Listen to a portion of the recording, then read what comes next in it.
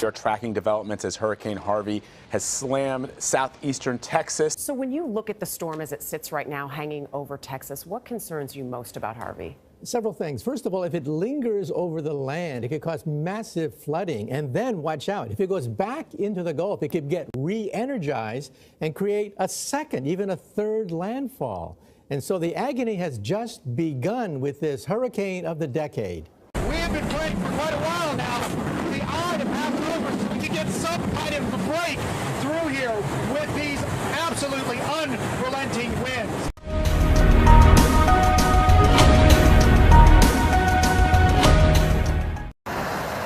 Video inside the eye wall of Hurricane Harvey shows the power of a Category 4 as it barreled into the Gulf Coast last night.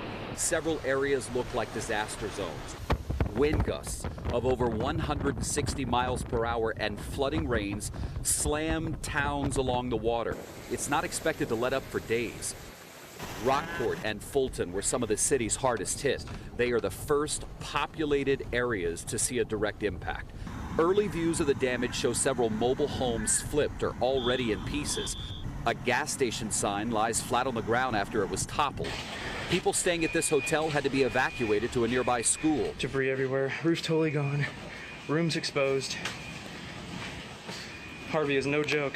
As you enter the bedrooms of the hotel, you see the outer walls and windows are gone. Parts of this area high school were left unrecognizable after it was demolished by the destructive winds. Just to the south of Rockport in Aransas Pass, the police department posted this video showing the walls of their building blown off. This reporter in Corpus Christi was nearly lifted off the ground as the winds picked him up during Harvey's landfall. This storm is the first Category 4 hurricane to hit the Texas Gulf Coast since Hurricane Carla, which came ashore not too far from here 56 years ago. We're seeing images of damage from Harvey already coming in, but we're really far from knowing the full extent of how catastrophic and costly it will be. CoreLogic, though, is estimating the potential price tag for damage to be at least $40 billion in reconstruction costs, with more than 200,000 homes at risk of storm surge damage in Texas alone. The figure doesn't account for storm surges as far north as Morgan City, Louisiana. That's some 400 miles away from Harvey's landfall. Damage is still being assessed this morning from Harvey. Late last night, President Trump tweeted that he signed a disaster proclamation freeing up federal assistance for the state of Texas. David Begnaud is a short distance from Rockport, where the storm made landfall. David, good morning. We're on the road to Rockport, Texas, but we've tried for the last 2 hours to get there, and there are power lines on the roadway. There's storm surge that's pushing water onto the roadway, and we're having a really hard time getting there. In fact, we tried to follow emergency crews into the area, but they were having to dodge all kinds of debris in the roadway. There is a pretty significant flooding on the side of the roadway in ditches. As we went through the town of Taft, there is heavy destruction, but no cell phone reception. So the only area where we were going to be able to broadcast was here. We literally pulled over on the side of the road.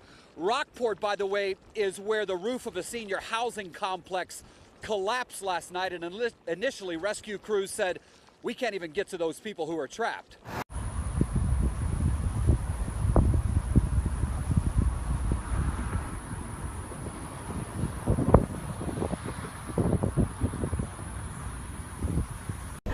What's it like out there right now? It's been awfully windy. Last hour, you could barely speak to us. Yeah, that's right, Alex. And right now it's still windy, and more than that, it's raining still harder than we've seen since we've been here the last few days. And that's the biggest concern right now. There's a flash flood warning here. It was just extended for a couple hours. Odds are good. We're going to see a lot of flash flood warnings in the coming days. Here in Galveston, all along, the concern wasn't really the hurricane force winds or the storm surge. They knew that wouldn't be as bad here. The concern is what we're seeing right now. The system basically sitting over us and just dumping rain, not just for hours, but for days. That flash flood warning isn't just here along the coast. It goes well inland to Houston and beyond that. That's one of the reasons why a lot of people who live here in Galveston decided not to evacuate from here, because they figured even if they were just going to Houston or San Antonio, those places are going to get a lot of rain. There's the potential for major flooding there, and then they'd be in a place where they don't live or they may not know anyone. That's why a lot of people have decided to stay here in Galveston and take the risk. That way they can keep an eye on their own homes, especially in low-lying areas. People have have been using sandbags. They've shuttered themselves in. They've stocked up on water and food. They have generators. But if you're in those low-lying areas, you're really going to need to keep an eye out for the weather here, because the flash flooding can happen rapidly, and there are some homes that could quickly go underwater. So they want to make sure to keep everyone updated so that doesn't happen. And they figure there's going to be a lot of damage here from the flooding if it's as bad as they're predicting, but they want to make sure that no one is hurt or no one loses their lives here. So that's the #1 priority. But it's not going to be like this for a few hours. It's going to be raining this hard for a few days. Now, you're talking to emergency crews and personnel. What are they telling you about what they're seeing on the ground?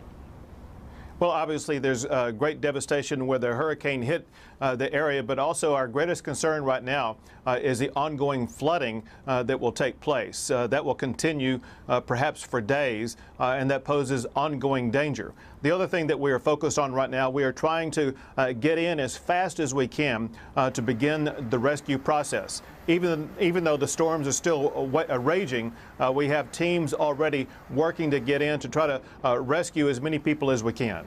And sir, what is your message now to the folks, specifically in Rockport? We just had a report that, and we saw some images from the area that look absolutely devastating, and with the understanding, of course, that it is going to continue to rain in the area.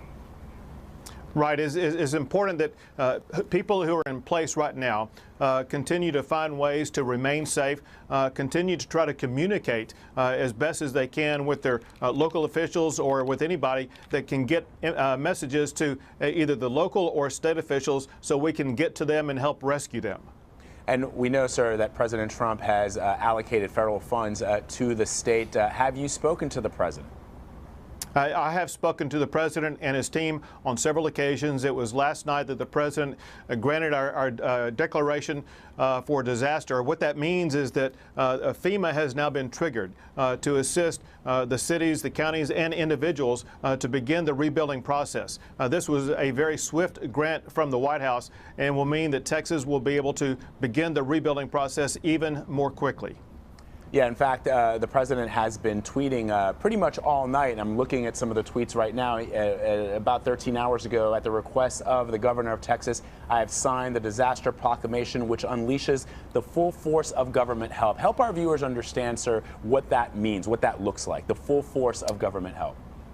Sure. What that means is with the full force of FEMA assistance, they will be providing assistance to local governments, to local counties, to individuals who have been harmed, like having their home mowed down by this hurricane, help all of them go through the rebuilding process. And what it means is that the money will be getting to them even quicker. All this will do is speed up the response time of rebuilding the lives and communities that have been affected by this hurricane. From Harvey, as it is making landfall here, about 50 miles, as you mentioned, south of where we are. We're here in Port Lavaca. There is Lavaca Bay just in front of me here, and that storm surge from Harvey is pushing water from the bay this way. We're kind of teetering here. We've been very steady, very consistent with 50, 60 mile per hour winds, gust occasionally to hurricane force here in Corpus Christi. And this may be some of our worst weather. Incredible. This is an intense fire. Look on the left side here. These are melted Jeep Wranglers, two of them right there, and then a pickup truck in between them.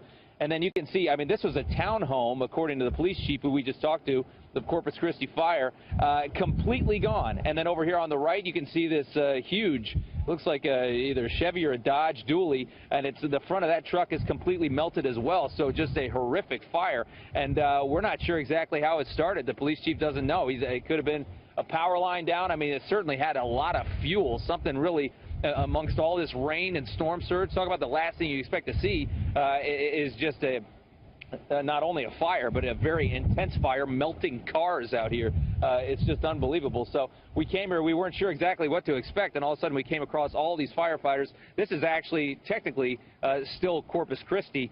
We are on Padre Island, so we're actually very close to the Gulf right here. And I asked, I was like, was this under mandatory evacuation? And the chief said, actually, no, this is not. This was still under voluntary evacuation. So these people didn't have to leave, but he says from what they see right now, it appears that there was nobody at this home, that they got out of here, which is thankful, because that is a completely devastating fire. We've got 4 melted cars. There's a boat over there that looks like it might have survived, but it's right up against another quite nice houses out here on Padre Island. This is vacation spot for a lot of people. So that's the story here as we watch as the rain has really subsided quite a bit. The winds are really coming down.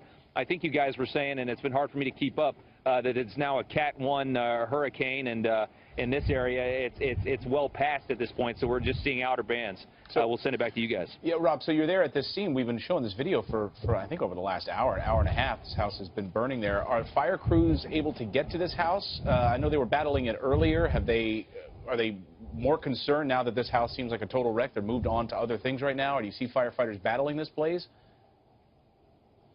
Yeah, I mean, I think they got it. I think they got it contained the way they want it, and I mean, obviously, this is a complete loss. So I think they're just going to let it kind of fizzle out and just let the rest of that fuel just burn down to nothing.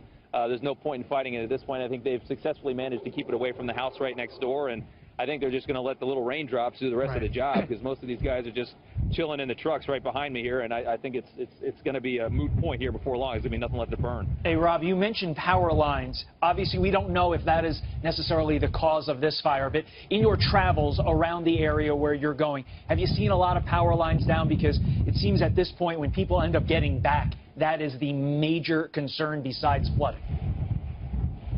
Yeah. Well, yeah, right across the street there were power lines down, which is why I thought that could have been the igniter, because that certainly would make sense to me. I mean, who would think that Jeep Wranglers are going to burn to a crisp in the middle of a hurricane? You know, I mean, it's one thing to have a house fire or an interior fire, but I mean, this thing was like, it's almost like a bomb went off. I mean, these cars are melted. It's just not what you expect to see when we had inundating rain overnight. I mean, he said this fire, the chief said this fire was crazy when he pulled up to it. He says, if you think it's something now, he said you should have seen it a couple hours ago. Yeah. So I'm not sure what exactly, but I did see some down power lines across the street. But there's no risk to us because the power's out in this entire area.